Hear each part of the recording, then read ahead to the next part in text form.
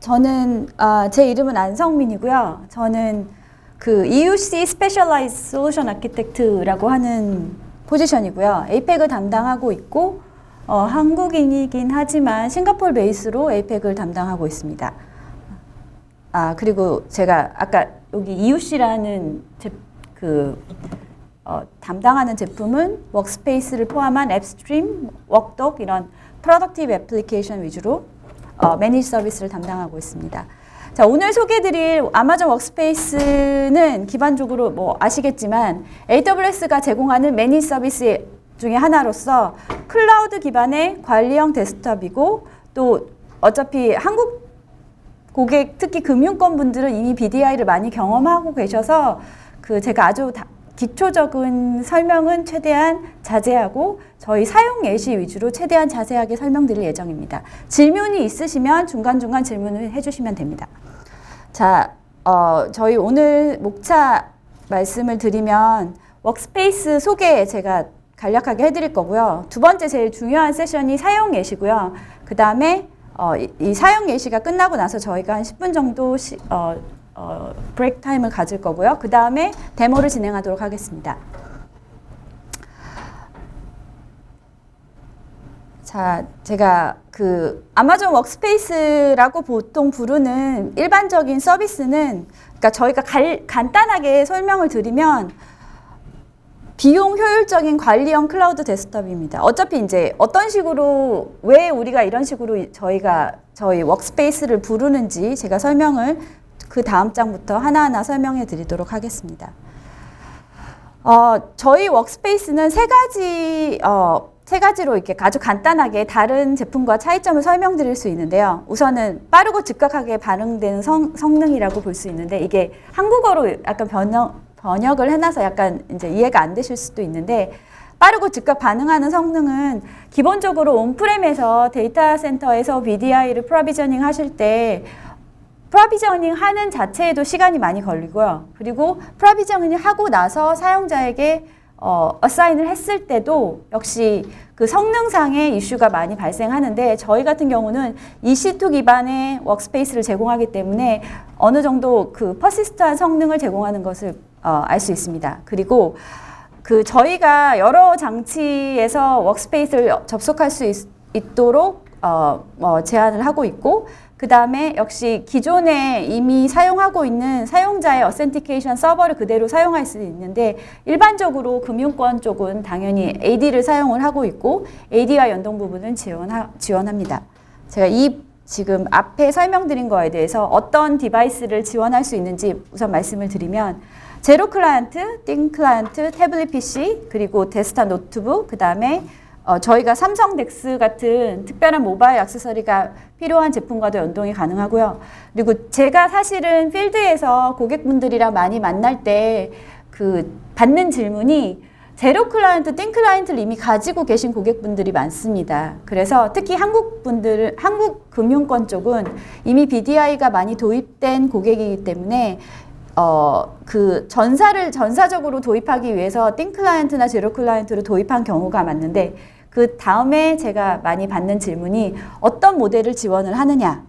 역시 모델은 기존에 HP나 아니면 LG나 여러 제품이 나와 있는데, 실제로 하드웨어 제품 모델이 중요하다기보다는 사용되는 OS가 더 중요하다고 볼 수 있습니다. 그래서 예전에 띵 클라이언트 위주로 구매하셨던 고객분들 중에 하드웨어 모델을 살펴보면 HP나 델 같은 모델에서 윈도우 7이나 윈도우 8의 인베이디드 형태의 윈도우를 제공하는 OS는 저희에 적합하지 않으나, 윈10 기반의 IoT 윈도우 OS가 있습니다. 그리고 기존에 델이나 HP를 예전 OS로 구매를 하셨더라도 업그레이드가 가능한 제품들이 상당히 많은 걸로 알고 있습니다. 그런 경우에 있어서는 저희 제품과 연동이 가능합니다. 그래서 특히 사용자 클라이언트를 어떤 걸 선택해야 하실 때 현재 가지고 있는 모델과 OS 그리고 업그레이드 가능한지 그것만 확인하시면 될 것 같습니다. 자, 일반적으로 워크스페이스가 많이 BDI라고 하는 그 일반적인 요구사 어떤 곳에 가장 BDI가 많이 쓰는지는 이미 알고 계실 거고요.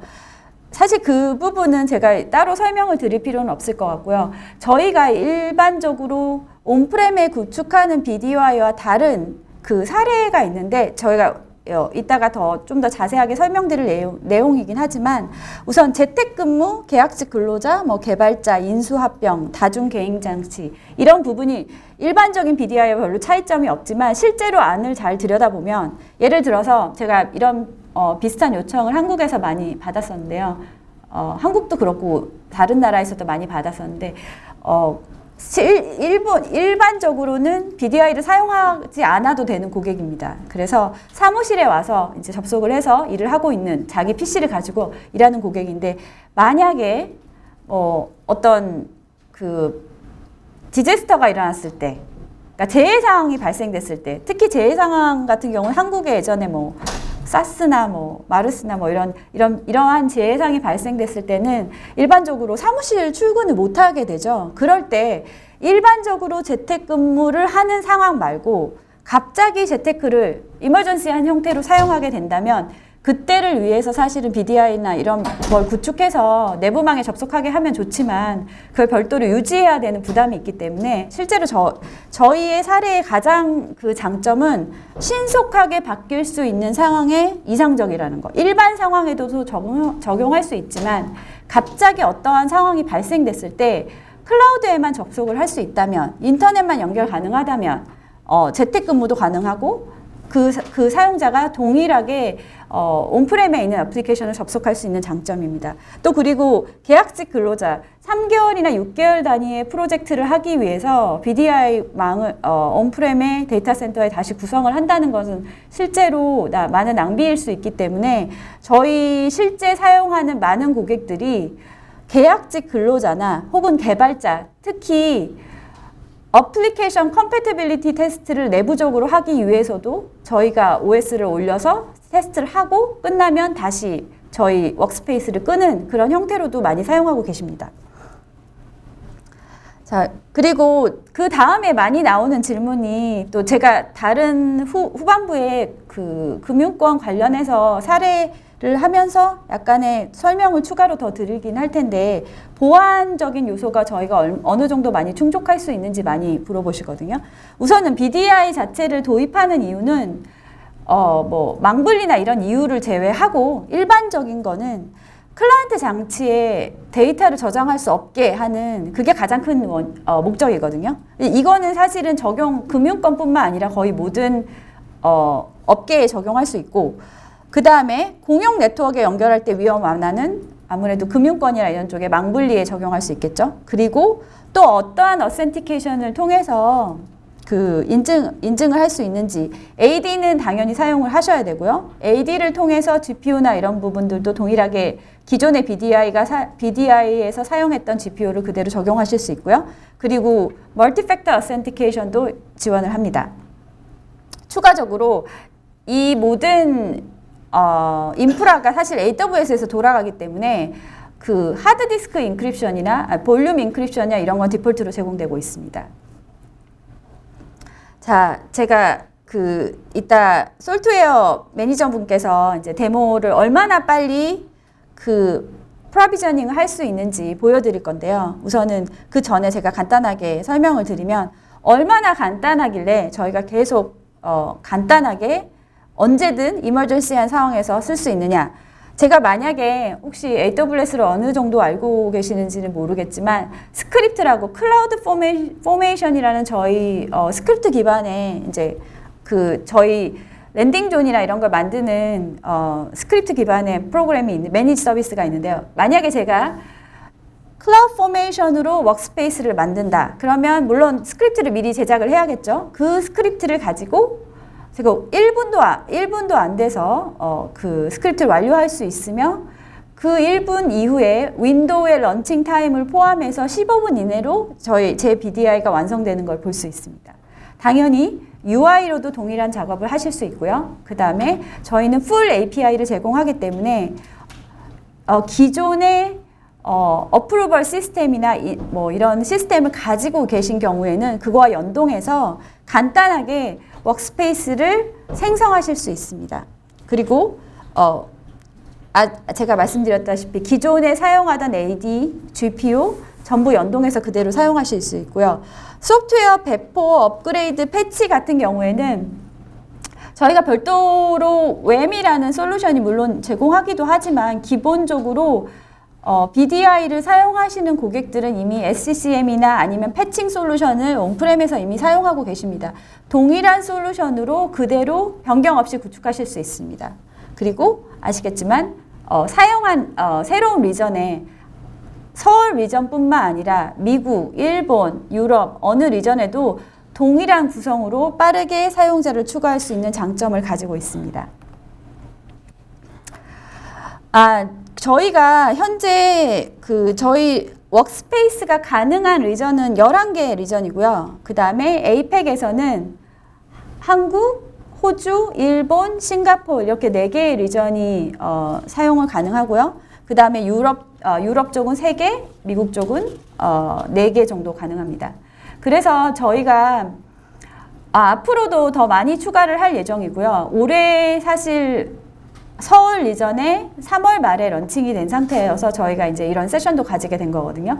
그래서 그 전에 사실은 서울 리전에 런칭하기 전에는 저희가 금융 고객이나 아니면 반드시 데이터 센터나 이런 부분이 한국에 위치해야 되는 고객분과 이야기하기가 약간 어려운 상황이었는데 지금은 서울 리전에 위치가 돼 있기 때문에 본인의 그 회사에 그대로 온프렘에 사용하시는 것과 다를 바 없이 다이렉트 커넥트라는 전용선을 통해서 그대로 사용하실 수 있습니다.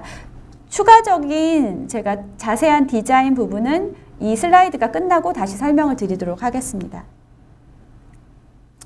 자, 제가 아까 저희 일반적인 사용 예시 모델 중에 이머전시라는 부분을 말씀을 드렸는데 이머전시나 아니면 뭔가 갑자기 사용할 수 있는 부분 아니면은 컨트랙 유저나 이런 걸 사용할 때 가장 많이 물어보시는 부분이 면 유저나 이런 부분을 커밋을 해야 되느냐 이런 부분을 많이 물어보시는데 이게 사실 저희가 많이 가지고 있는 가장 큰 장점이라고 생각합니다. 뭐 쉽게 사용하고 생성하고 그 다음에 터미네이션 시키는 것도 장점이긴 하지만 고객이 가장 BDI나 이런 것에 현재의 투자 방식에 대해서 굉장히 많은 불만을 가지고 계신 고객분들이 많습니다. 그 이유는 하드웨어도 동시에 구매를 해야 되고 소프트웨어도 구매를 해야 되며 하드웨어는 4년에서 5년 주기로 계속 갱신을 해줘야 되기 때문에 물론 가지고 계신 버짓을 사용해서 미리 포캐스트를 하면 좋겠지만 추가적으로 필요한 상황에 유연하게 대처하지 못하고 또 IT 매니저 입장에서는 그런 유연하게 대처하지 못하는 것에 때문에 사실은 비즈니스의 임팩트도 가질 수 있기 때문에 저희 페이에스그로 모델 자체가 가장 좋은 점은 필요한 만큼 쓴다. 어느 리전에도 필요한 만큼 쓰고 끄시면 됩니다. 그리고 그 다음에 저희가 특별한 커밋먼트를 요구하지 않기 때문에 쓰시고 나서 필요한 만큼 뭐 데이터 트래픽이나 아니면 사용자의 유저 수에 맞춰서 비용을 계산하신 후에 그 다음에 그 비용만 계산하시면 되는 구조이기 때문에 기존의 BDI랑 비교해서는 어떤 식으로 뭐 버짓을 구성하시거나 이런 게 큰 차이점을 보일 수 있습니다. 따라서 사실은 제가 많이 기존의 BDI를 쓰고 있는 고객분들한테 많이 말씀을 드리는 건 기존에 있는 BDI를 전부 다 워크스페이스로 옮기는 거는 실제로 비용적인 측면에서 굉장한 부담이 될 수 있습니다. 왜냐하면 이미 라이센스를 가지고 있고 그 다음에 하드웨어가 아직 엔드 오브 라이프 상태가 아닌데 그걸 사실 워크스페이스로 전부 다 변경을 한다기보다는 가장 컴플레인이 심하고 외부에서 혹은 외국에서 접속하는 문제가 있는 고객부터 서서히 점진적으로 도입하시는 게 가장 좋은 방법이라고 생각됩니다. 그래서 페이어스고가 이제 저희가 뒷받침하는 모델이기 때문에 필요한 사용자에게만 먼저 적용시키고 필요한 만큼만 비용을 부담하신 후에 차후에 하드웨어나 이런 부분을 교체할 시기가 왔을 때 전반적으로 전부 다 바꾸시는 거를 고려하시는 것이 가장 좋은 모델이라고 생각합니다. 자, 저희가 그 인스턴스 타입이라고 하는 모델이 5가지가 존재하는데요. 밸류, 스탠다드, 퍼포먼스, 파워, 그래픽이라고 있는데요. 사실 그래픽은 서울 리전에는 아직 나오지 않은 상태고요. 그 다음에 다른 리전에 보시면 그래픽은 현재 나와 있는 상태입니다. 차이점은 밸류는 당연히 뭐 리소스 간의 차이긴 한데 밸류는 싱글 CPU의 2GB 메모리여서 일반적으로 테스트 용도나 이런 용도로 사용하시지 일반적인 BDI의 스펙상으로는 맞지 않기 때문에 기존의 BDI의 온프렘에 사용하시는 것과 비교했을 때는 스탠다드가 일반적인 추천 모델이라고 할 수 있습니다. 네, 그래서 그 다음에 많이 질문하시는 게 그러면 BDI 온프렘에 두 개의 CPU의 4GB 메모리를 사용했을 때보다 저희가 더 성능이 좋느냐고 많이 질문을 하십니다. 그거는 당연히 yes 혹은 no라고 대답을 할 수 있는데 일반적으로는 온프렘에 BDI를 구성을 했을 때 기본적으로 하드웨어 서버에 구성을 하기 때문에 CPU나 메모리를 나누는 것처럼 보이지만 실질적으로 메모리는 공유를 하게 되어 있는 구조로 되어 있습니다. 완벽하게 나눠지지 않습니다. 따라서 특정한 사용자나 많은 사용자가 메모리를 많이 사용한 어플리케이션을 지속적으로 사용했을 때는 실제 2CPU나 4기그로 유저에게 할당을 하였더라고 하더라도 많이 느리다는 것을 느끼실 수 있는데 저희는 모든 워크스페이스를 포함한 모든 이런 매니지 서비스의 기본은 EC2 기반의 서비스를 하고 있기 때문에 EC2 자체는 CPU도 공유하지 않으며 메모리 역시 공유하지 않습니다. 그래서 일반적인 상황에서는 온프렘보다 특히 메모리상으로는 저희가 성능이 낮다고 할 수 있습니다. 그러나 제가 왜 저희가 아니라고도 말할 수 있냐면 특히 금융권인 경우에는 2GB CPU 2개나 4GB 메모리를 가지고 사용을 하셔도 큰 문제가 없지만 제일 많이 우려되는 부분은 사실은 규제나 이런 것 때문에 어플리케이션을 굉장히 많이 까시거든요. 특히 보안상 어플리케이션을 많이 까시면 사실은 CPU 2개나 아니면 메모리 4기그로도 부족하실 수 있습니다. 그 부분은 미리 양해를 드리고 그래서 성능 테스트를 반드시 하셔서 적합한 인스턴스 타입을 고르시면 되고요. 그리고 저희가 Bring You On 라이센스라고 해서 BYOL이라는 부분도 가능한데 고객이 윈도우 7이나 윈도우 10에 본인이 라이센스를 가지고 있는 경우에는 본인이 가지고 있는 라이센스를 클라우드에 올려서 사용하실 수 있습니다. 그럴 경우에는 유저당 매달 4불 정도가 절감됩니다. 그리고 제가 마지막으로 말씀드릴 부분은 그래픽 인스턴스 타입인데요. 그래픽 인스턴스 타입은 엔비디아 칩을 사용해서 만든 인스턴스 타입인데요. 모든 사용자한테 적용되지는 않고요. GPU가 반드시 필요한 특정한 사용자에게 대해서는 그래픽 인스턴스 타입을 권장드리나 현재 RC에는 제가 말씀드렸지만 서울의 리전에는 나와 있지 않고 향후에 나올 예정이기 때문에 그때 사용하시면 됩니다. 그리고 지역별 우선 요금 체계는 대부분 다 다르고요. 이 인스턴스 타입도 당연히 다르겠지만 미국 요금과 일본 요금과 한국 요금이 다 다릅니다.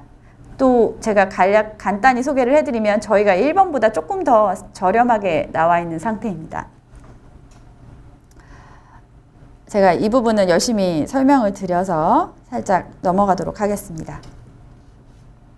자, 저희가 웸이라는 제품이 있는데요. 웸이라는 제품은 간단하게 얘기해서 어플리케이션 배포 혹은 OS 패치 위주의 어플리케이션 매니지 서비스인데 아쉽게도 이 웸 자체는 RCN의 서울 리전에 아직 나와 있지 않은 상황이기 때문에 그래서 제가 기존의 패칭 솔루션이나 아니면 어플리케이션 배포 솔루션을 이용하실 것을 추천드리고 웸 같은 경우에는 미국 리전이나 아니면 유럽 리전은 나와 있는 상태입니다.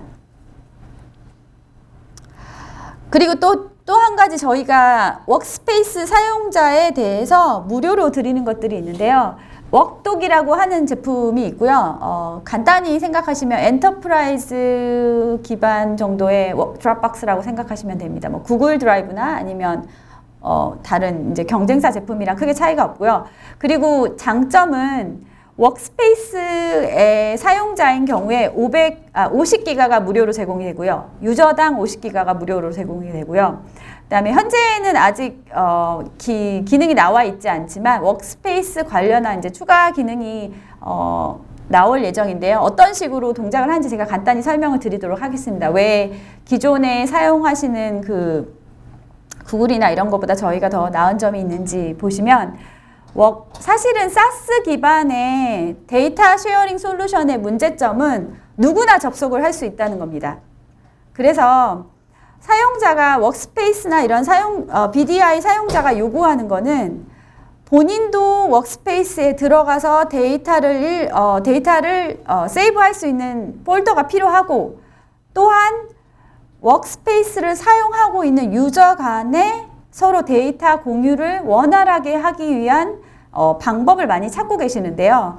현재는 웍독이라는 서비스 자체가 SaaS 기반의 서비스이기 때문에 특별한 리미테이션 없이 워크스페이스에서 저장한 데이터를 외부에서도 그대로 액세스할 수 있는 상태입니다. 그러나 저희가 워크스페이스랑 사실 많이 번들로 많이 팔고 있는 서비스이기 때문에 향후에는 워크스페이스에서만 접속할 수 있는 기능을 추가될 예정이고, 그 기능은 예를 들면 워크스페이스의 디바이스 서티피케이션을 미리 배포해 놔서 워크스페이스 디바이스 서티피케이션을 가지고 있는, 그러면 워크스페이스만 되겠죠? 워크스페이스만 사용해서 데이터를 업로드하고 다운로드 할 수 있는 추가적인 기능을 제공할 수 있습니다. 자, 이게 이따가 솔트웨어 매니저 분께서 요거를 어떻게 퀵 스타트를 하는지 한 20분 정도 소개를 해드릴 거고요. 실제로 워크스페이스 퀵 스타트라는 거를 구글에서 찾으시면 정말로 진짜 한 30초 만에 BDI 본인이 원하는 VM을 구성하실 수 있거든요. 그래서 꼭 트라이를 한번 해보시면 좋을 것 같고요. 그리고 사용자 유저 아이디를 만들 경우에 뭐 어떤 서비스든 아마존의 어떤 서비스를 100불까지 그대로 무료로 이용하실 수 있기 때문에 워크스페이스도 그 서비스 중에 하나고요. 반드시 한번 사용해 보시고 얼마나 저희가 간단하게 매니징을 할 수 있는지 한번 확인을 해 보시면 좋을 것 같습니다. 그리고 참고 자료는 아래와 같고요. 그리고 제가 요 부분을 잠깐 설명을 드리고 그 다음에 실제 이제 사용 예시 3가지를 소개시켜 드릴 건데요. 자, BDI는 실제로 필요한 솔루션입니다.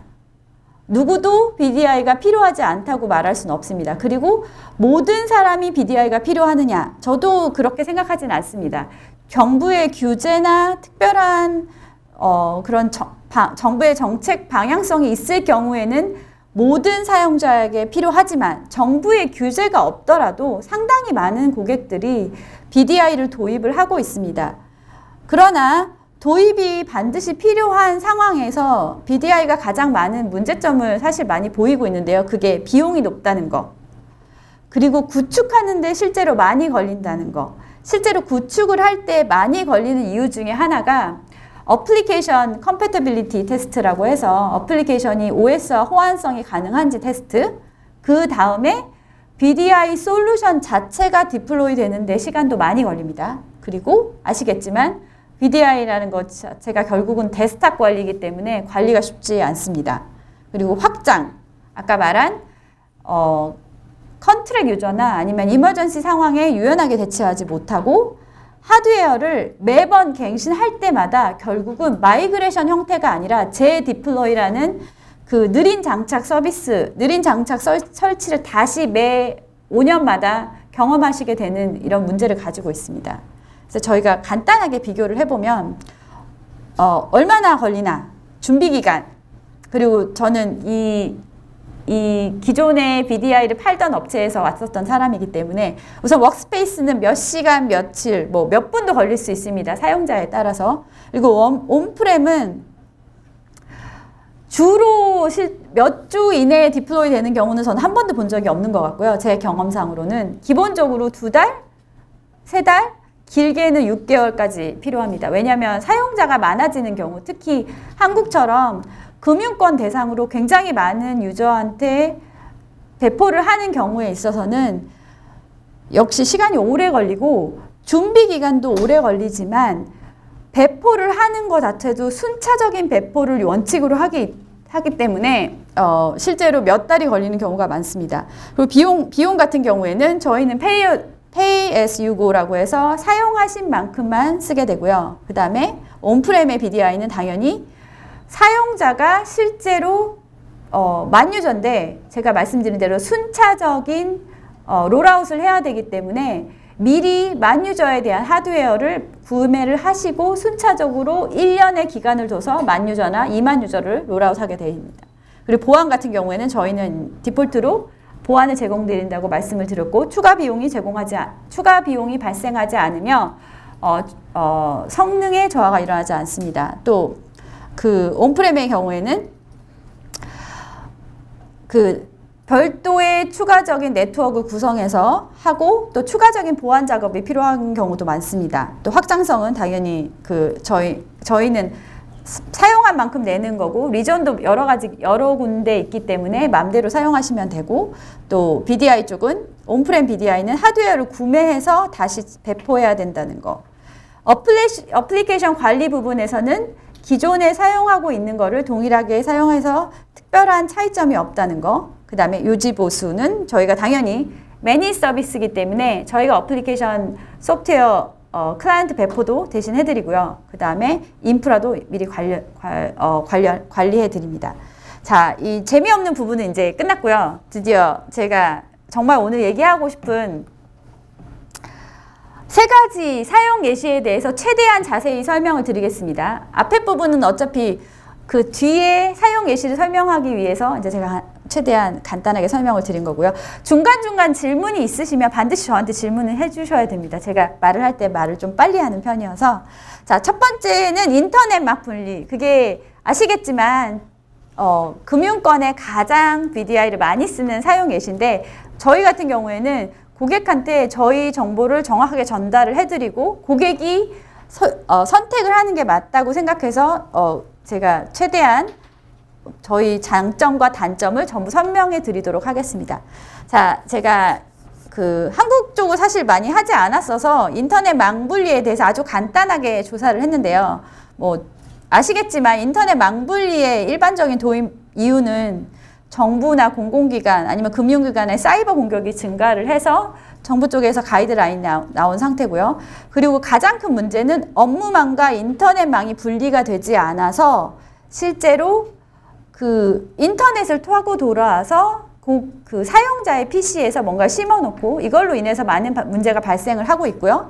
그리고 제가 우선은 예전에 망분리를 했을 때는 인터넷을 망분리를 하는 게 원칙이 아니라 업무망을 분리해도 된다고 되어 있었던 걸로 알고 있는데 현재는 인터넷 망분리만 추천을 하고 있는 걸로 알고 있고요. 저도 당연히 중심을 인터넷 망분리로 잡고 있고요. 그 다음에 정부에서 가이드라인이 3가지가 있는데 아시겠지만 뭐 금융전산 분리망 가이드라인과 개인정보 기술적 관리 보호 기준이라는 게 있는데 이 부분은 사실은 금융권에 적용이 되는 부분은 아니고요. 뭐 비트코인 거래소나 이런 부분은 개인정보관리보호법에 적용이 된다고 들었습니다. 그리고 아시겠지만 금융전산 망분리 가이드라인이 존재함에 불구하고도 실제로 예외사항이 너무 많이 발생을 하기 때문에 할 수 없이 이제 예외적 가이드라인을 해서 추가로 정부의 금감원에 보고를 하게 되어 있는데요. 그 부분을 이제 있다는 걸 알고 있기 때문에 제가 우선은 저희 아키텍처에 대해서 최대한 자세하게 설명을 해드리고 이게 예외적으로 그 망분리 예외 적용이 가능하신지 판단을 해주시면 될 것 같습니다. 그래서 제가 일반적인 구축 방법은 업무망이랑 인터넷망을 당연히 분리하는 거고요. 그리고 가장 기본은 인터넷망을 분리하는 게 목적이고요. 그 다음에 망 간 데이터 연계 환경을 구축을 해서 고객의 PC에서 사용자의 PC에서 BDI로 데이터를 보낼 때 반드시 로그와 특정한 시스템을 통해서 데이터를 보내게 되고요. 그 다음에 망간 데이터 연계 환경을 구축할 때도 당연히 하드웨어를 추가 구매하게 되시고요. 그 다음에 추가로 보안 장비, 네트워크 장비를 도입해서 망 분리를 완벽하게 지원할 수 있도록 합니다. 그리고 제가 아까 제로 클라이언트, 띵 클라이언트 말씀드렸는데 실제로 모든 일반적인 PC를 다 가지고 하기는 너무 비용상의 부담이 있고 관리상에도 문제가 있으며 보안의 허점도 발생할 수 있기 때문에 대부분 인터넷 PC를 별도로 구매를 하거나 인터넷 PC를 별도로 구매하는 게 아니라 지로 클라이언트나 띵 클라이언트처럼 이런 그 사용자의 단말기를 구용해서 이렇게 일반적으로 구축을 하고 있습니다. 자, 제가 이건 약간 저쪽에 가서 말씀을 드려야 될 것 같아서 원래 여기서 다 하시는 것 같은데 제가 사진이 안 나와도 상관이 없어서 근데 왜 소리가 안 나올까요? 왜 안 나올까요? 여기서만 나오나요? 그럼 여기서 해야겠다. 제가 그러면 우선은 천천히 설명을 드릴게요. 자, 저희가 매니지 서비스라고 말씀을 드렸습니다. 매니지드 서비스라는 거는 마우스가 보이시나요? 마우스 보시면 되고요. 매니지 서비스라는 거는 기본적으로 BDI를 구성을 할 때 브로커라고 부르는 많은 시스템을 먼저 설치하게 되어 있습니다.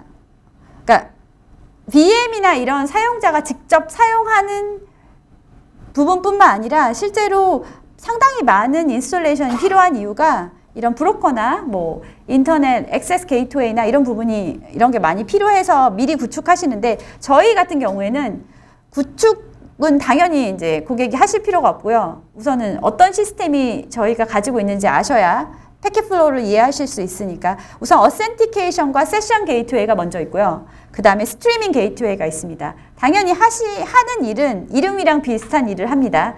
인증을 하고 사용자의 세션을 관리하고 스트리밍 게이트웨이는 픽셀 트래픽을 보내는 이 역할 세 가지로 나눠져 있는데요. 제가 사용자가 돼서 천천히 접속을 해보도록 하겠습니다.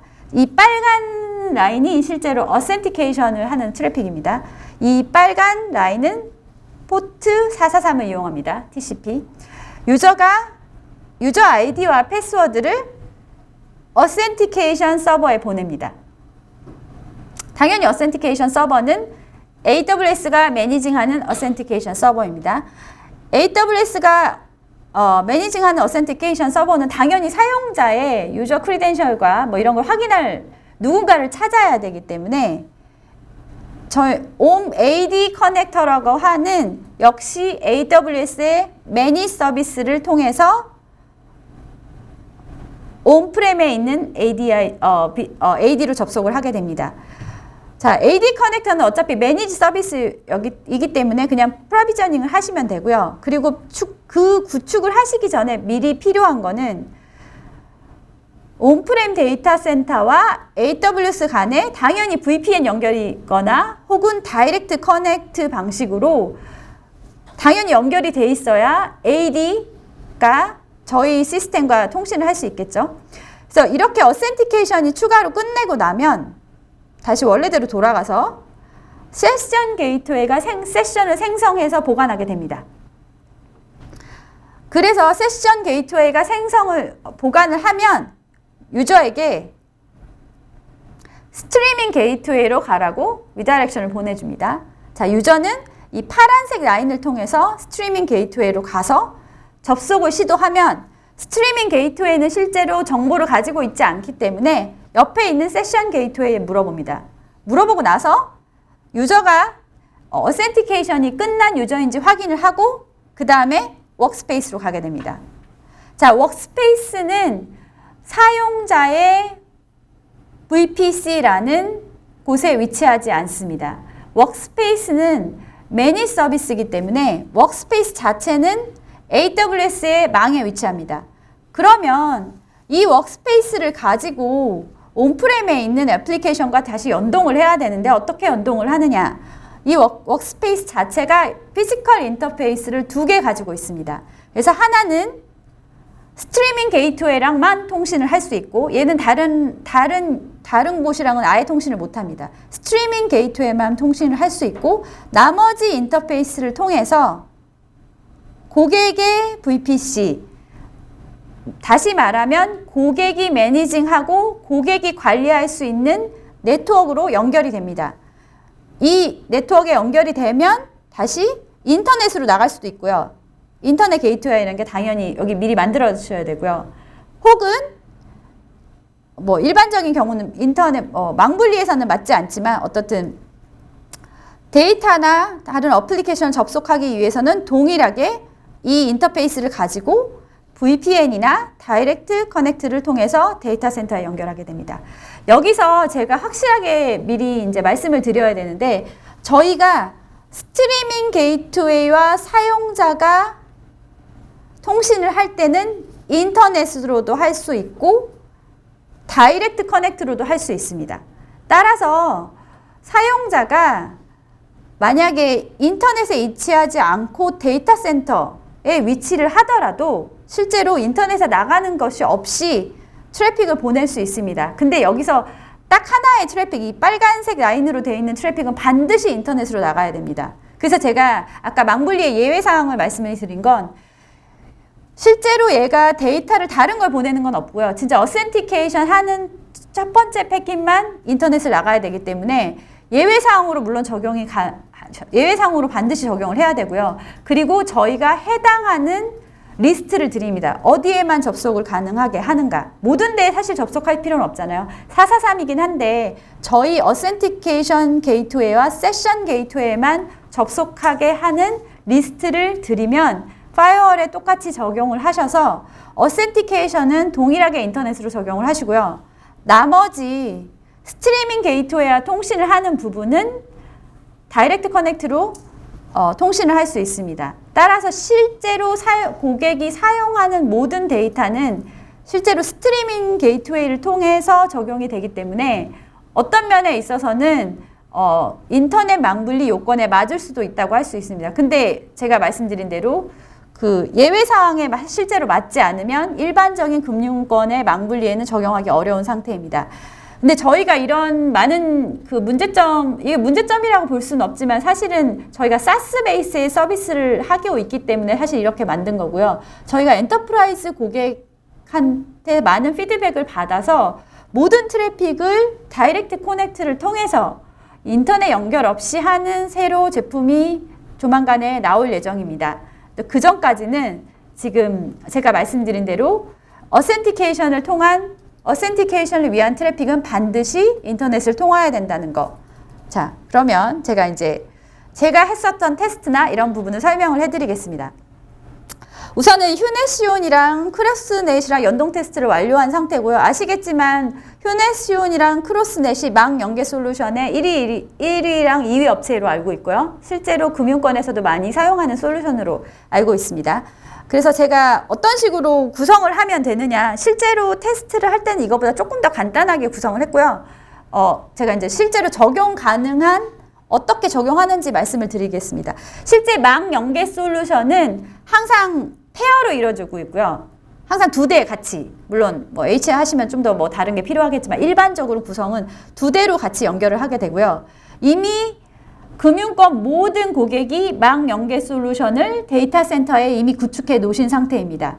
그래서 워크스페이스랑 연동을 하더라도 추가적인 망 연계 솔루션을 바꾸거나 하실 필요는 없습니다. 자, 망 연계 솔루션은 어떻게 동작하는지 말씀을 드리면 업무망에 있는 사용자가 망 연계 솔루션의 한 페어의 데이터를 보냅니다. 그리고 이 두 장비 간의 단방향 암호화 프로토콜을 통해서 이 다른 쪽 장비에 보냅니다. 이 다른 쪽 장비는 다시 파이어를 통해서 워크스페이스에 데이터를 보내게 됩니다. 그래서 일반적으로 망분리에서 망 연계 솔루션이 가장 중요한 포인트로 보이는 이유가 업무망에서 비보안망에 위치한 워크스페이스에 데이터를 보낼 때 절대로 다이렉트로 보내지 않게 만들며 실제로 데이터의 로그가 전부 다 남습니다. 그리고 저희가 테스트한 휴넷시온이나 크로스넷과는 제가 일부러 이 하드웨어 장비를 가지고 일부러 테스트를 했습니다. 그래서 특별한 문제가 없이 그대로 적용이 되는 걸 확인을 했고요. 그리고 제가 추가적으로 테스트한 다른 벤더도 있는데 실제로 모든 고객들이 망 연계 솔루션을 가지고 있지 않은 경우도 있고 혹시 망 연계 솔루션이 이미 엔드 오브 라이프여서 망 연계 솔루션 자체도 클라우드에 옮길 수 있느냐 이런 비슷한 질문이 많이 나올 수 있거든요. 그래서 대답은 네, 망 연계 솔루션 중에 일부는 클라우드에 올려서 똑같이 페어로 구성할 수 있는 솔루션이 나와 있습니다. 그래서 말씀드린 대로 요 두 개의 하드웨어가 VM 형태로 이쪽에 위치를 하게 되고 업무망 사용자는 당연히 VPN이나 다이렉트 커넥트를 통해서 망 연계 솔루션이랑 연동을 하게 되는 거죠.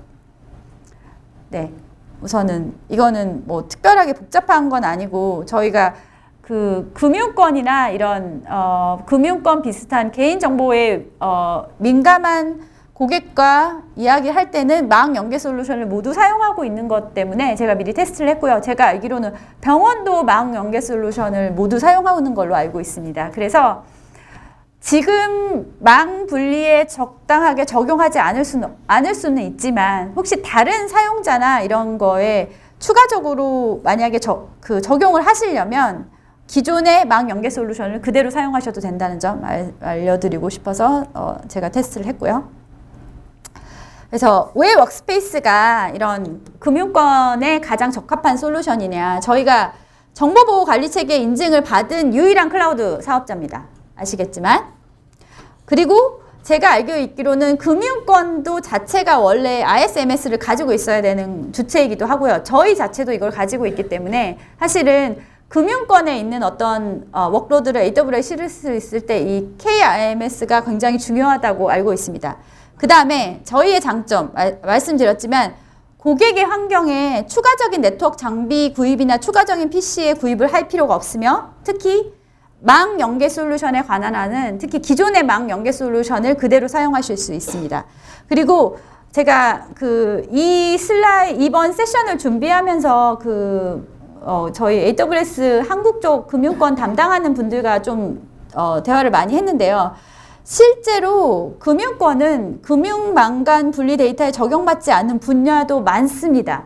예를 들면 보험회사, 정직원이 아닌 보험회사 직원, 그러니까 정직원이 아닌 예를 들면 보험 판매원들도 실제로 보험회사나 이런 시스템에 접속을 해야 되는 경우가 많습니다. 그런 경우에 있어서는 그분들도 실제로 금융 전산망 분리에는 사실 적용받지 않지만 결과적으로 추가적인 보안을 요구하는 사용자가 될 수 있기 때문에 그런 경우에는 사실 BDI나 저희 워크스페이스를 적용하시면 사실은 훨씬 쉽고 빠르게 간단하게 적용하실 수 있습니다. 이게 제가 이제 처음 한 거를 말씀드렸고요. 두 번째는 원격 근무 해외 지사. 지금 오신 고객분들이 회사가 어디이신지는 잘 모르겠지만 제가 살고 있는 싱가포르만 봐도 신한은행도 나와 있고요. 그다음에 인도네시아 같은 경우는 하나은행 이런 곳이 굉장히 브랜치를 많이 가지고 있는 걸로 알고 있습니다. 이유는 동남아뿐만 아니라 미국 이런 곳에 금융권도 사실은 진출하고 있는 회사가 너무 많습니다. 근데 이런 고객들이 기존에 어차피 온프렘에 있는 어플리케이션을 다 사용해야 되는 정직원인 경우가 많습니다. 그래서 한국의 데이터 센터에 구축한 BDI를 결국 사용을 하게 되는데 그러는 경우에 지속적으로 나오는 불만은 느리다, 사용이 불가하다. 그런 질문을 되게 많이 받으시고 실제로 해결하실 수 있는 방법은 없습니다. 왜냐? BDI라는 솔루션 자체가 어차피 인프라 베이스에서 운영하는 솔루션이기 때문에 사용자가 먼 곳에 위치하거나 아니면 사용자가 인터넷이 나쁜 곳에 위치한 곳에서 한국에 접속을 해서 BDI를 원활하게 사용하는 것은 거의 불가능하다고 생각하시면 됩니다. 그래서 어떤 고객들이 이 문제에 대해서 어떻게 저희와 함께 대처를 하시는지 제가 설명을 드리도록 하겠습니다. 자, 첫 번째 고객은 제가 지금 이미 진행을 해서 디플로이를 시작한 고객입니다. 국내 A 카드사고요. 이름은 말씀드리고 싶지만 제가 이름을 절대 말씀을 드리면 안 된다는 얘기를 받아서 A 카드사라고 했고요. 그리고 A 카드사는 특징이 뭐 어차피 회사 이름을 말씀드리지 않을 거기 때문에 제가 약간 자세한 내용을 설명드려도 될 것 같은데요. 미국의 사용자가 상당히 많고요. 그리고 인도에도 있고 유럽에도 있습니다. 세 군데의 메인 지사가 있습니다. 그리고 원래 도입하려는 이유는 해외 점포나 콜센터의 BDI 환경을 제공하는 목적이긴 한데요. 이번에 디플로이 하는 거는요. 이번에 이제 한 3, 4주 정도 전에 POC를 완전히 맞추고 미국 리전에 디플로이를 하게 시작하는데요. 어떤 사용자가 어떤 사용자를 위해서 쓰느냐. 실제로 컨트랙 유저 대상이에요. 그래서 예전에 기존의 카드사나 아니면 금융권이 해외 지사를 만들 때 실제로 한국 분들을 많이 보냈었어요. 그래서 한국 분들을 많이 보낸 경우에는 그분이 이제 퍼머넌트 인플로이니까 한국에 반드시 접속을 해서 이 업무를 해야 되는 일이 많이 발생을 했는데, 그럼 사실 비용적인 문제가 많이 발생을 해서 최근에 많이 이제 트렌드는 현지 직원을 최대한 활용하자. IT 직원도 사실 현지 직원을 많이 활용하기 시작했습니다. 그래서 실제로 어떤 유저냐면 그 EA 카드사가 전체 IT의 시스템을 업그레이드하고 있습니다. 특히 ERP 시스템을 해외 지사부터, 국내는 이미 끝났고요. 해외 지사를 업그레이드를 해야 되는데 그 프로젝트를 수행하는 인력이 전부 컨트랙트 유저입니다. 컨트랙트 유저가 물론 아예 이제 시스템에 어느 정도 접속을 하긴 해야 되는데, 문제는 사용 기간이 문제였어요.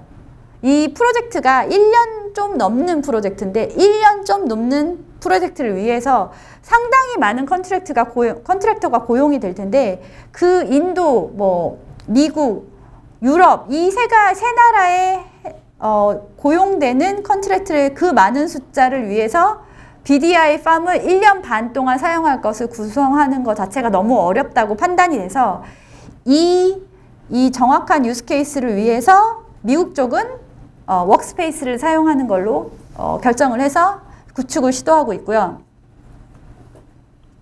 실제로 성능 테스트는 대부분 사용자가 어차피 미국에서 접속을 하기 때문에 당연히 굳이 서울에 할 이유가 없는 유저들이기 때문에 성능이나 이런 부분도 상당히 만족도가 높았고, 컴패티빌리티 테스트나 그런 것도 무리 없이 통과를 했고요. 그리고 이 사용자는 자기 윈도우 7 라이센스가 반드시 7을 올려서 사용해야 되는 고객이기 때문에 자기 라이센스를 올려서 사용하는 고객입니다. 그리고 우선은 제가 직접 미국 쪽에 있는 쪽이랑도 얘기를 하고 있는데 무리 없이 배포가 시작이 된 걸로 알고 있습니다. 자, 우선 이거는 이제 제가 이제 실제로 사용한 금융권 고객이고요. 자, 제가 이제 일반적으로 가장 많이 받는 질문 2가지가 있어요. 자, 어차피 중국 쪽에도 회사가 나와 있는 경우가 되게 많고요. 미국 쪽에도 당연히 많이 나와 있는데, 첫 번째 질문. 제가 한국 대신, 그러니까 한국의 자기 데이터 센터 대신 서울 리전을 사용하면 접속이 더 빨라질까요? 물론 미국에서 한국 오는 건 특별히 빨라지진 않죠. 어차피 거리상의 차이가 있기 때문에. 근데 만약에 서울에서 멀지 않은 지역, 일본, 중국, 동남아시아 이런 지역에서 저희 본인의 데이터 센터 말고 저희 데이터 센터를 사용했을 때 더 빠릅니까? 약간 더 빨라집니다. 왜냐? 저희가 당연히 월등히 좋은 망을 가지고 있기 때문에 조금 더 빨라질 수밖에 없습니다. 그래서 그런 부분은 우선은 제가 첫 번째 많이 받는 질문이고요. 2번째 많이 받는 질문. 서울 리전에 가깝지 않습니다. 자, 미국이나 유럽은 어차피 서울 리전에 가깝지 않기 때문에 아무리 서울 리전의 워크스페이스를 구성해도 빨라지지 않아요. 왜냐? 레이턴시를 저희가 줄일 수 있는 사람은 존재하지 않습니다. 그러면 어떻게 하면 빨라지게 할 수 있느냐? 그리고 가장 많이 물어보시는 질문이 어떻게 AWS의 백본을 사용해서 빠르게 할 수 있느냐는 질문을 가장 많이 받습니다. 자, 일반적으로 BDI는 레이턴시에 굉장히 민감하고 패킷 드랍에 민감합니다. 하지만 기존에 레이턴시가 존재함에도 불구하고 아주 지속적으로 적정선의 밴드위스를 패킷 드랍 없이 제공을 하면 아까 그러니까 이미 많이 보신 래깅이나 이런 부분이 상당히 해소가 됩니다. 물론 레이턴시는 저희가 못 줄여드리지만 저희 백본은 저희가 구성한 거기 때문에 밴드위스가 훨씬 크죠. 전용선보다 가격도 당연히 쌀 수 있습니다. 자, 제가 지금 설명을 드리는 건 어떻게 워크스페이스에 사용하면서 저희 백본과 통합해서 가장 빠르게 구성할 수 있는지를 설명을 드릴 예정입니다. 자, 제가 이제 설명을 드릴 거는 다이렉트 커넥트 게이트웨이라는 기능입니다. 다이렉트 커넥트 게이트웨이라는 거는 제가 뒤에 그림이 있는데 어떤 식으로 동작을 하는지 설명을 드리도록 하겠습니다. 우선은 이거는 VPN으로는 구성이 안 되고요. 반드시 서울 리전과는 다이렉트 커넥트라는 전용선으로 구성을 하셔야 됩니다. 다이렉트 커넥트는 몇백 메가부터 존재를 하기 때문에 굳이 몇 기가나 이런 건 필요 없고요. 사용자 유저 수에 따라서 다릅니다. 자, 서울 리전에서 다이렉트 커넥트로 서울에 있는 본인의 데이터 센터로 전용선을 끕니다. 그리고 나서 다이렉트 커넥트 게이트웨이라는 펑션을 이네이블 합니다. 그러면 어떻게 동작을 하느냐? 워크스페이스를 미국에 띄웠습니다. 워크스페이스를 미국에 띄우면 원래 실제로 사용해야 되는 애들은 고객의 데이터 센터에 있는 애플리케이션입니다. 그죠? 어차피 뭐 사스 애플리케이션이야 이런 걸 사용할 것이 아니기 때문에 여기에 워크스페이스를 띄우는 거의 장점은 고객의 유저와 가까운 곳에 있기 때문에 사용자와 AWS 간에 실제로 거리를 줄여주기 때문에 여기 망은 사실은 ICN에 접속하는 것보다 당연히 낫겠죠. 특히 온프렘에 접속하는 거면 당연히 훨씬 빠릅니다. 자, 사용자는 이쪽에 위치를 해서 US 접속을 합니다. 다이렉트 커넥트 게이트웨이를 통하면 마치 이 게이트웨이가 US에도 바로 붙어 있는 것처럼 동작을 합니다. 그래서 US 리전에 워크스페이스를 띄웠을 때 데스티네이션이 이쪽이다.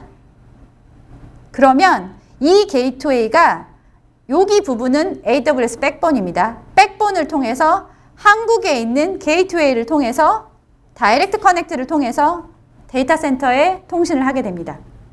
당연히 일반적인 고객이 가지고 있는 전용망보다는 훨씬 더 밴드위스를 많이 갖고 있고 안정적으로 사용하실 수 있습니다. 저희가 이런 식으로 이미 제한한 고객이 한국에 몇 고객이 있고요. 실제로 물론 아직 테스트를 하지 않았지만 이론적으로는 실제로 온프렘에 구축한 것보다는 월등한 성능 향상을 보실 수 있고요.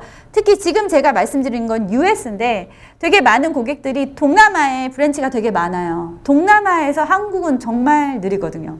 제가 어차피 싱가포르에 오래 살았고 하는데 베트남이나 인도네시아에서 한국에 접속하는 건 거의 뭐 너무너무 느려요. 그런 부분을 어떻게 해결하느냐? 이 US 웨스트를 싱가포르라고 생각하시면 됩니다. 싱가포르에 워크스페이스를 띄워놓고 싱가포르에서 다이렉트 커넥트 게이트웨이 이네이블 하시면 싱가포르에서 ICN 서울 리전까지 백본을 타고 넘어옵니다. 당연히 월등히 빠릅니다. 특히 동남아의 경우에 베트남이나 인도네시아는 해외로 가는 건 많이 느린 경우가 많아요. 하지만 싱가포르로 가는 경우는 상당히 빠른 편이에요. 그래서 제가 이렇게 똑같이 비슷하게 얘기를 했을 경우에는 동남아 유저는 상당히 많은 효과를 볼 수 있는 걸로 알고 있고 특히 그러면 많이 물어보시는 질문이 인도네시아나 베트남에서 그러면 싱가포르 리전까지 빠르냐? 나쁘지 않습니다. 100% 빠르다고 볼 수 없습니다. 원래 기본적으로 사용자의 인터넷 환경이 많이 중요하긴 하지만 인도네시아나 베트남에 있는 많은 고객들이 ICN을 통해서 싱가포르를 통해서 서비스를 받고 있고 굉장히 큰 무리 없이 진행을 하고 있습니다. 그래서 미국이나 유럽 쪽만 보시지 말고 실제로 많이 문제가 되는 지역은 동남아인 경우도 많기 때문에 싱가포르 쪽은 이렇게 지원을 하시면 상당히 많은 효과를 보실 수 있습니다. 자, 그러면 제가 마지막 서비스 설명을 드려야 되는데 AWS와 서비스를 워크스페이스랑 통합을 했을 때 어떤 장점을 가지고 있는지 설명을 드릴 건데요. 좀 전에 커넥트 비디오를 되게 열심히 보고 계셨는데 사실은 커넥트랑 통합을 하는 걸 보여드리려고 합니다. 모든 금융권이 콜센터를 가지고 있고요. 콜센터가 사실은 가지고 있는 문제점이 상당히 많기 때문에 저희 AWS 커넥트를 많이 이제 포지셔닝을 하기 시작했는데, 왜 AWS 커넥트가 워크스페이스랑 같이 동작을 했을 때 훨씬 더 가치가 있는지 간단하게 설명을 해드리도록 하겠습니다. 우선은 아마존 커넥트는 어느 정도 아실 것 같지만, 우선은 이거는 당연히 일반적으로 그 고객센터에서 다 제공되는 기능이에요. 그걸 매니지 서비스로 제공을 해드리는 거예요. 그게 커넥트의 장점이죠. 100% 클라우드 베이스이고요. 당연히 인터넷으로 연결이 되어 있고요. 하드웨어도 필요 없고 외부에서도 접속이 가능하기 때문에 굳이 인프라가 필요 없고요. 시스템 증설이나 축소 과정이 필요 없습니다. 이게 마치 워크스페이스랑 가지고 있는 많은 장점이랑 사실 겹칩니다. 그리고 탄력적이고 필요에 따라 확도 축소를 가능해 합니다. 근데 아마존 커넥트를 사용했을 때 문제점이 있어요. 그러니까 원래 기존에 사실은 BDI가 고객 컨택센터라 많이 팔리는 이유 중에 하나가 보안상의 이유가 문제거든요. 근데 커넥트가 인터넷에서 접속이 가능하기 때문에 사실 보안상 이슈가 더 커지게 되거든요. 그래서 어떤 게 문제가 되느냐. 자, 클라우드 기반의 고객센터 도입할 때 고려사항이 뭐냐면 데이터 유출 가능성이 있다는 거예요. 자, 고객의 데이터는 CRM이라는 데이터베이스를 통해서 접근을 하게 되는데, 보통 다 웹베이스로 돼 있고 전화도 사실은 인터넷으로 받는데 CRM도 결국은 인터넷으로 풀어야 된다는 얘기거든요. 그럼 고객 데이터를 이런 상담원 분들이 전부 접속을 인터넷에서 집에서도 할 수 있게 된다는 겁니다. 이게 첫 번째 문제고요. 그 다음에 이 문제를 사실은 해결하기 위해서 어떻게 하느냐, 보통은 사무실에서 접속을 하라고 해요. CRM도 사스 기반의 애플리케이션이 많고 커넥트도 사스 기반이 많지만 보안사항의 이유로 결국은 사무실이 반드시 필요하게 되고 사무실에서만 접속을 하게 하는 거죠. 자, 그 다음 문제는 사무실에서 접속을 하게 됨에도 불구하고 실제로 커넥트는 꽤 많은 포트를 열어줘야 됩니다. 특히 다이나믹 포트를 사용합니다. 다이나믹 포트의 적용 방식은 매번 포트가 달라지기 때문에 굉장히 많은 포트를 레인지로 열어야 되는 나쁜 점을 있을 수밖에 없어요. 이게 VoIP 형태로 제공이 되는 거니까. 그리고 장치가 다양하지 않습니다. 모든 장치에서 커넥트가 돌아가진 않습니다. 자, 이게 커넥트가 좋긴 하지만 약간의 보안상의 문제와 특히 인프라 쪽의 보안이 가장 큰 문제였는데요. 제가 요 리퀘어먼트를 받아서 싱가포르 고객 중에 하나에 커넥트랑 같이 연동을 해서 제안한 고객이 있는데, 어떤 식으로 제안을 했느냐. 이거는 커넥트를 잘 아시면 물론 도움이 될 거기 때문에 제가 조금 더 자세하게 설명을 드리려고 합니다. 일반적으로 최신의 고객센터는 전부 다 웹베이스로 바뀌었어요. CRM도 웹베이스, 레코딩 시스템도 웹베이스입니다. 실제로 사용자가 상담원이 인스톨레이션 하거나 그럴 필요가 없어요. 그래서 보안상 문제가 되는 거죠. 아마존 커넥을 썼을 때, 워크스페이스 없이 썼을 때, 이제 제가 화면을 보여드릴게요. 저희가 이렇게 화면을 구성하도록 만들어 드립니다. 아마존 커넥트의 소프트폰, 그 다음에 챗봇이라고 하는 아마존 렉스 서비스, 그리고 CRM은 당연히 웹페이지에서 보여드리고요.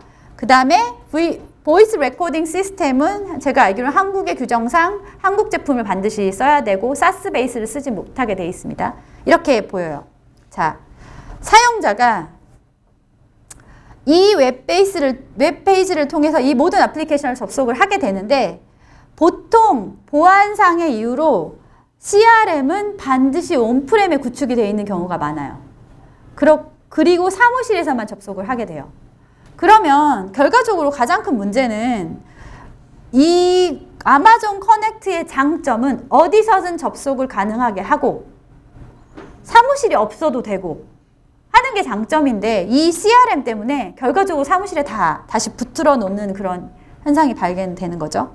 그리고 아까 말씀드린 대로 아마존 커넥트를 사무실에서 썼을 경우에는 UDP 포트 3487은 처음에 커넥션 이스태블리시 하는 포트고요. 그 추가로 실제로 RTSP 포트는 다 열어줘야 돼요.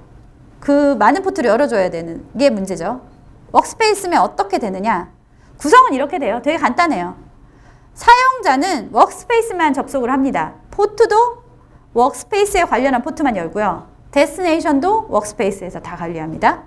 워크스페이스를 통해서 사용자 데이터베이스 혹은 CRM 아니면 다른 서비스 모두 워크스페이스를 반드시 거쳐서 통신하게 만들면 됩니다. 자, 디자인은 간단하게 하게 되는 거죠. CRM 자체는 결과적으로 SaaS를 쓰셔도 되고 온프렘에 구축할 필요가 더욱더 없는 거죠. 만약에 CRM을 AWS에 같이 옮기신다. 굉장히 많은 텔코들이 지금 CRM을 클라우드 베이스로 바꾸고 있는데 클라우드 베이스로 바꾸는 게 아니라 AWS로 옮기고 있는 거예요. 자, 서비스를 CRM을 AWS로 옮기면 워크스페이스에서 AWS 그 CRM만 연결하는 리미테이션을 중간에 걸어준다면 어차피 CRM은 인터넷으로만 연결 안 되게 막아놓으면 이런 상담원 분들은 외부에서 어차피 CRM 접속을 할 수 없습니다. 포트도 워크스페이스는 포트 2개만 씁니다. 아까 443과 UDP 포트, PCOIP 포트만 쓰기 때문에 다이나믹 포트를 방화벽에 열어줄 필요도 존재하지 않습니다. 그리고 아시겠지만 관리도 편하고요. 커넥트가 가지고 있는 모든 장점과 워크스페이스가 가지고 있는 모든 장점을 통일해서 포함해서 안정적으로 그리고 보안상으로 강화해서 커넥트를 사용하실 수 있습니다. 제가 말이 좀 길어졌네요. 네. 우선은 제 슬라이드는 여기까지고요. 그리고 질문이 있으시면 질문을 하셔도 되고요. 브레이크 타임 10분 정도 가질 예정이고요. 그리고 커넥트나 워크스페이스 같은 경우에는 제가 싱가포르에 있는 고객하고 테스트를 완료해서 제안을 한 상태고요. 실제로 미국 쪽은 이렇게 제안을 해서 사용하고 있는 고객도 있는 걸로 알고 있습니다. 감사합니다.